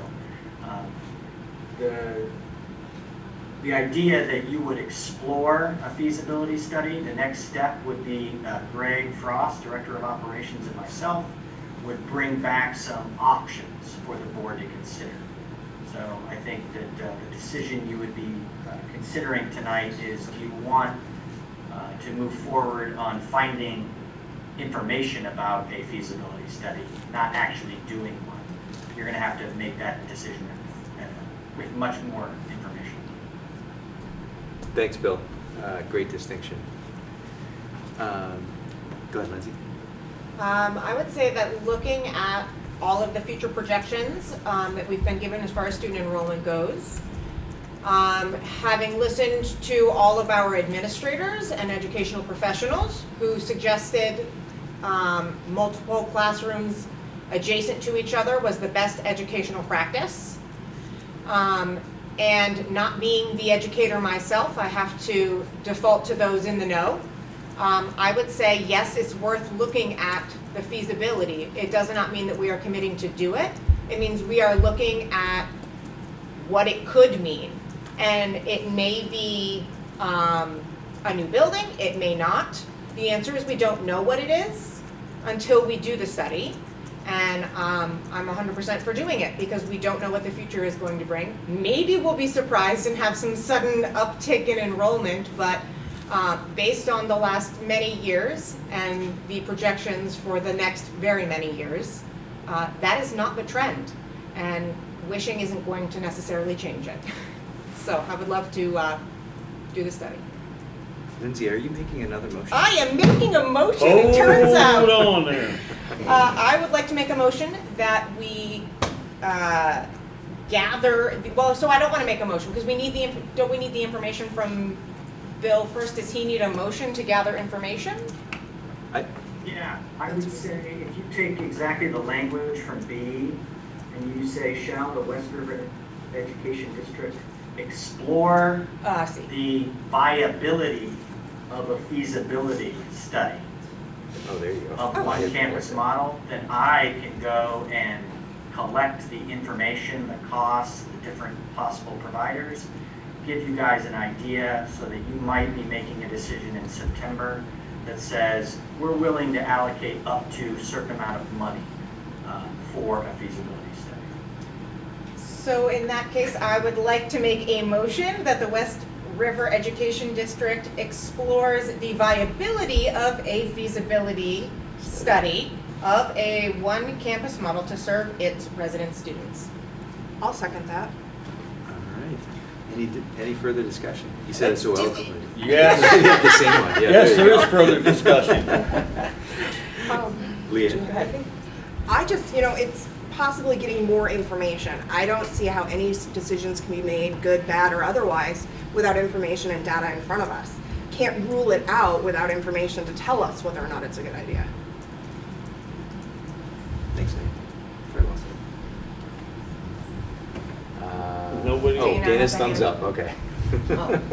Okay, question. Go ahead, Ken. So you're gonna do a feasibility, you The wanna viability do, of you a wanna do feasibility study. a Find out what a viability of a feasibility feasibility. Okay, so if you wanna do, you guys wanna see how much it's gonna cost to do a study, to study what the feasibility of one campus is. Yes. And how are you gonna do that feasibility without comparing it to another model? Existing. Like what we're Well, not, doing not right the now. existing model, a different model. There are many different models. Look, go ahead, Ken. I myself, if I go by the data I'm seeing and all the reports, is I see a two school district, 2 elementary school district and a high school, middle school, right? Is the best preference from the public. This is what the public would like to see. Okay, the majority of the public. They would also like to see, and I'll go through this whole thing, is they want to see 2 elementary schools and a high school, middle school, right?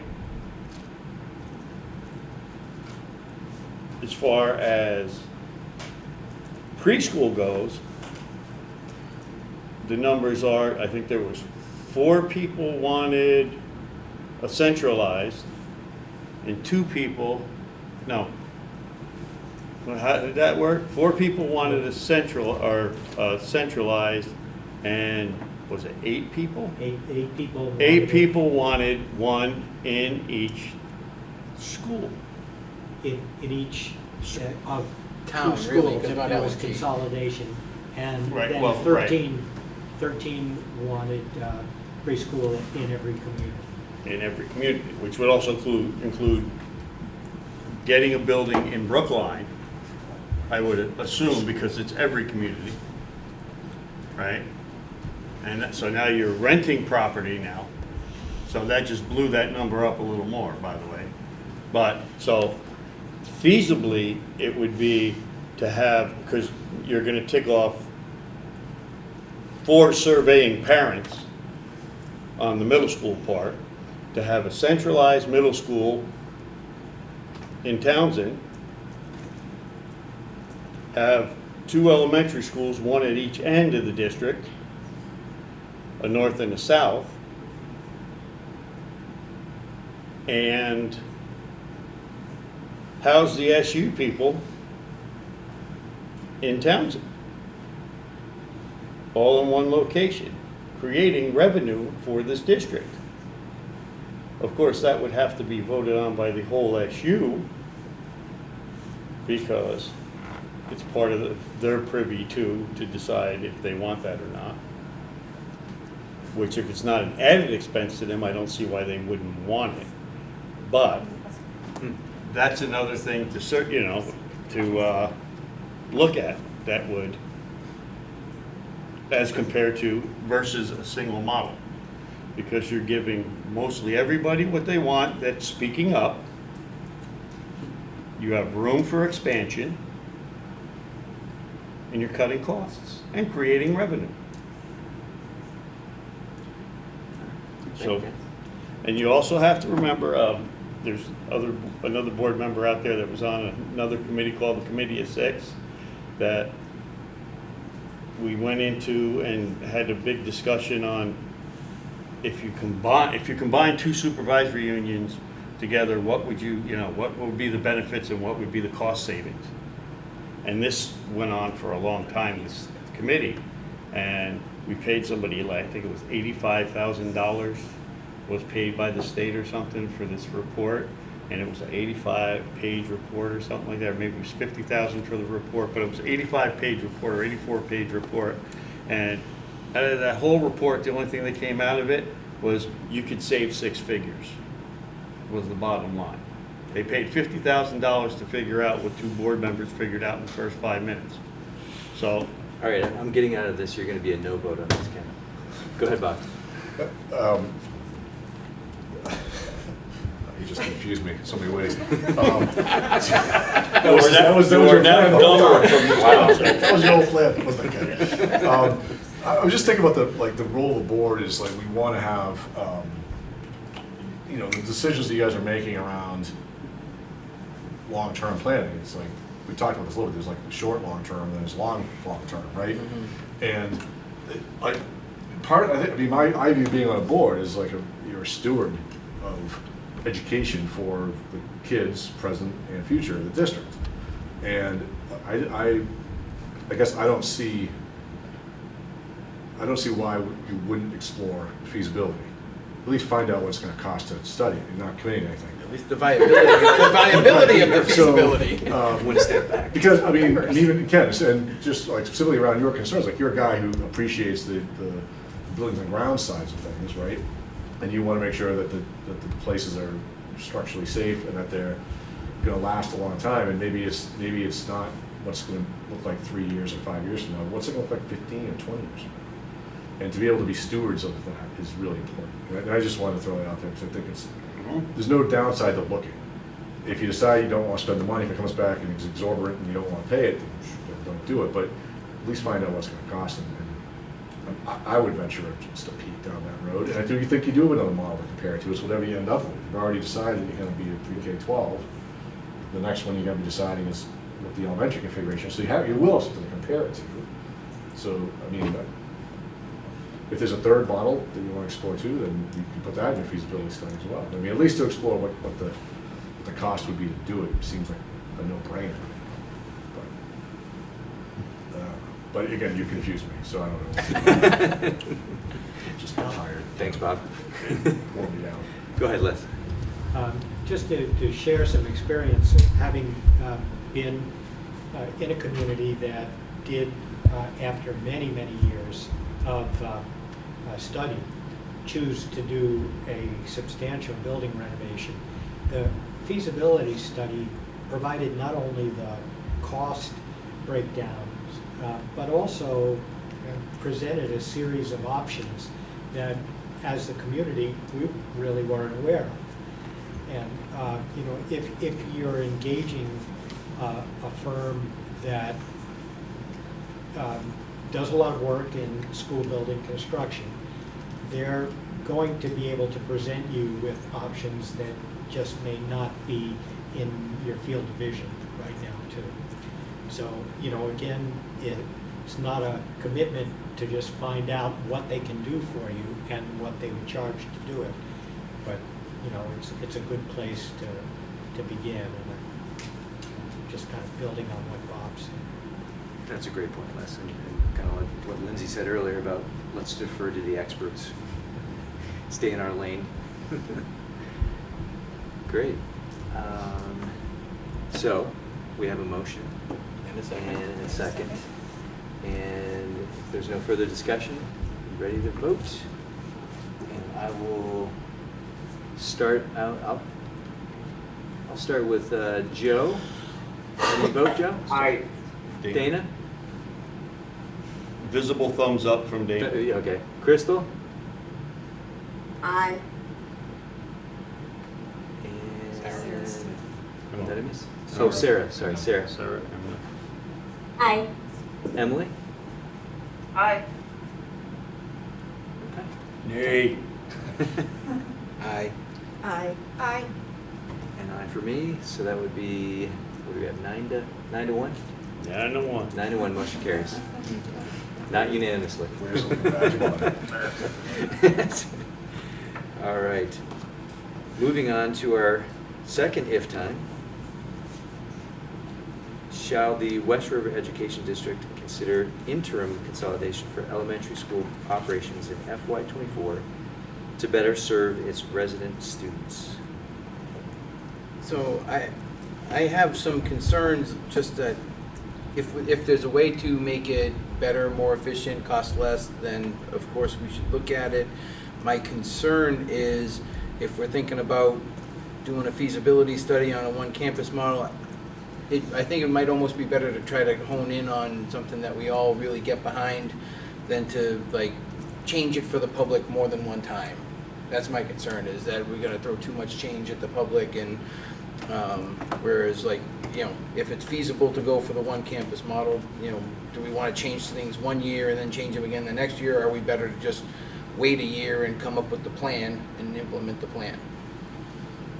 So I think what you're saying is keep the current model that we have for, I mean, and then, yeah, and let the feasibility help us decide. Unless we determine that the feasibility study or that model is off the table, like if it's not viable, if the feasibility study is $200,000 and we're not going to pay it, or we somehow determine that the other model's not feasible, then I'm just concerned about throwing too much change without the clearly laid out plan. It's my 2 cents. Okay, thanks, Mike. Lindsay? I hear you, Mike. I also am concerned about too much change one after the other. However, I think that we have kind of already done a disservice to our students by prolonging this process as long as we have. And I don't just mean like this process with less, I mean for years we've been doing this. And I know that the inequity that exists in our elementary schools is pretty drastic. And I don't think that I don't think it's okay to let it be, regardless of having a lot of change at once. So I'm inclined to consider a consolidation so that we can provide a more equitable education to our students. Lindsay, is there a particular model of the ones that were presented that you're leaning towards? I don't mean to put you on the spot, so if not. So I think that a 2 elementary school model is the most immediate thing that we can do without having additional feasibilities investigated. So it makes sense to consider a 2 elementary school model instead of 3. A 2 elementary school model does not provide all of the additional benefits that our educators and administrators were looking for or hopeful for possibly, that they had recommended to us. It does not allow 2 classrooms of the same grade to be adjacent to each other, but to run 2 K through 5s at least is a solution that we can do that isn't too drastic of a change in terms of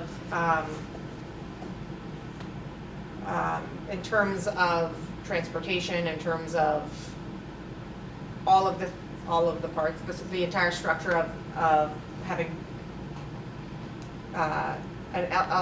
what do we say? I believe that the task force suggested a K through 2 and then a 3 through 5 building, and the additional transportation and whatnot of all of those things seems crazy to me.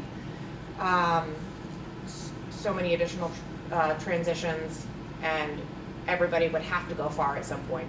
So 2 K through 5s, while it doesn't meet the best of the educational goals, is, as far as I'm concerned, better of those 2 models. I guess my fault. Oh, sorry. Go ahead, Leanne. My question on that idea, because I'm not opposed to it, is the logistics of it all.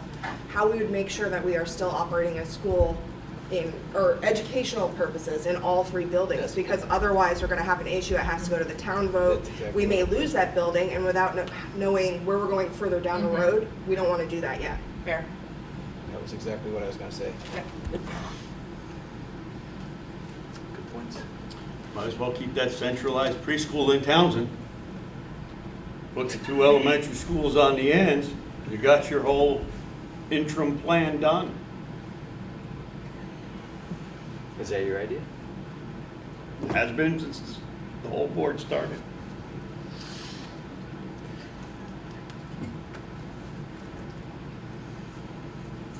Go ahead, Crystal. So my question is if you go through or to the 2 K through 5 models, as Ken suggested, like keep the New Fane, keep the Jamaica for K through 5, What happens if everybody decides to go to Newfane? Are they able to house everybody? That's a good question. Would we classify, I've heard a few other things. Do we feel as though we need some additional information before we vote on this? Yep. Yeah. Yeah, okay. So that's one. And so your question's about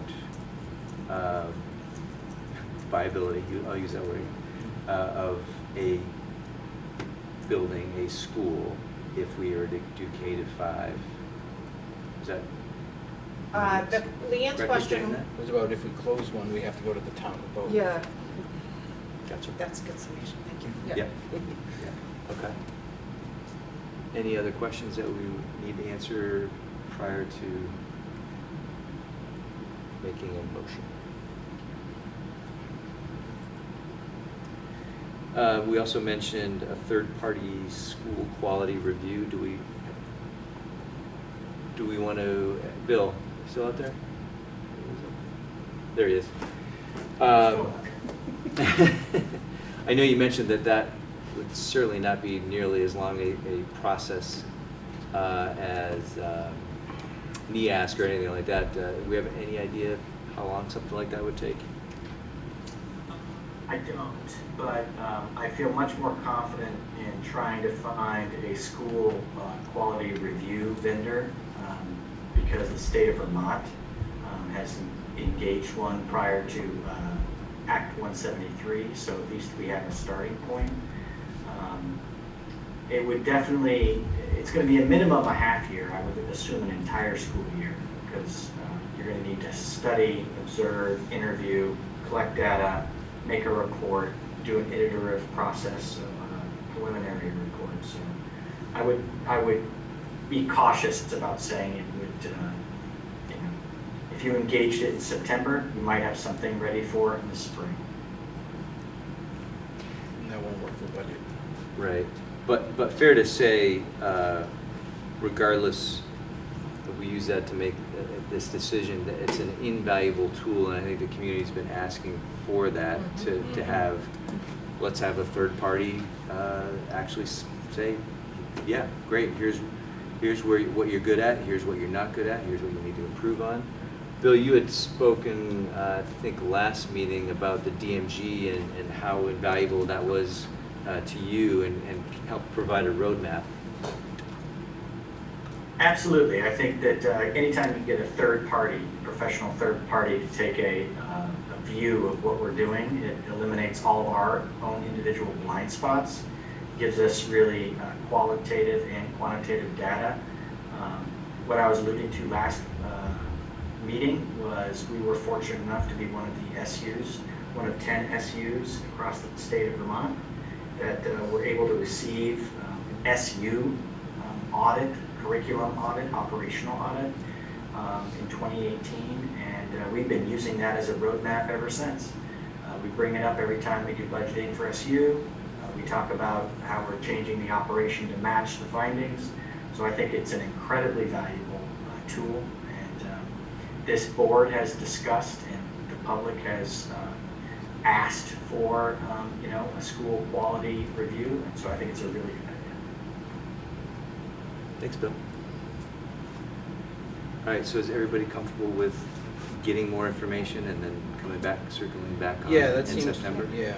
I thought of one other thing, just to clarify, I believe that the projected student numbers for each of our elementary schools were updated after school choice came through, but I'm not positive about that. And I would just love to verify that for our next conversation, we have numbers in each of our current elementary schools after choice decisions have been made. All right, did we capture that? Is it a question to me, or is that just a general thing? Just for our next conversation.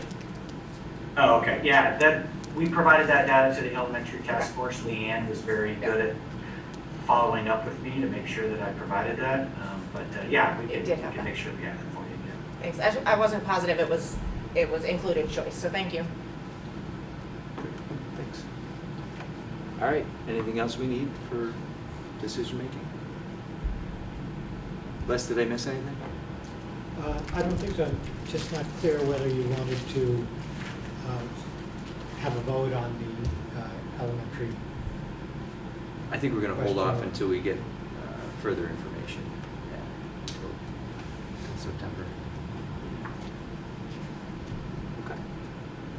All right. Wow, look at that, folks. Early.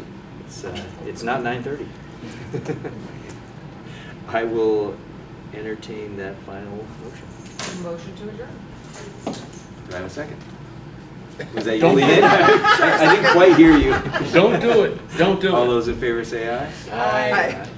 Aye. Aye. Thank you. All right, next meeting, September 12th.